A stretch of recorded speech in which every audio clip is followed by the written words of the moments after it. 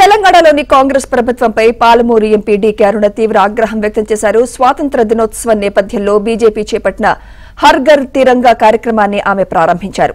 మహబూబ్ నగర్ జిల్లా కేంద్రంలోని సుభాష్ చంద్రబోస్ సర్కిల్ నుంచి తెలంగాణ చౌరస్తా వరకు తిరంగా యాత్ర ర్యాలీ చేపట్టారు.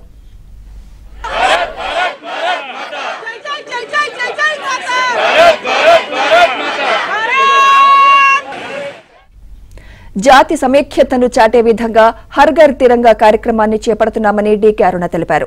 రాష్ట్రంలో కాంగ్రెస్ పాలన కూడా ప్రజల్ని మభ్యపెట్టేలా ఉందని విమర్శించారు. బడ్జెట్ పెట్టింది ఎంత, జనం కోసం ఖర్చు చేసింది ఎంత అంటూ గతంలోనే కాగ్ మొట్టికాయలు వేసినా ఈ ప్రభుత్వానికి ఏమాత్రం చలనం లేదని మండిపడ్డారు. రాష్ట్ర బడ్జెట్ లో ఏదైనా కొత్తదనం ఉంటుందా అంటే ఏం కొత్తదనం కనపడలేదు. సేమ్ కేసీఆర్ లాగానే అంకెల గారడీ తప్ప దాంట్లో ఏం లేదు.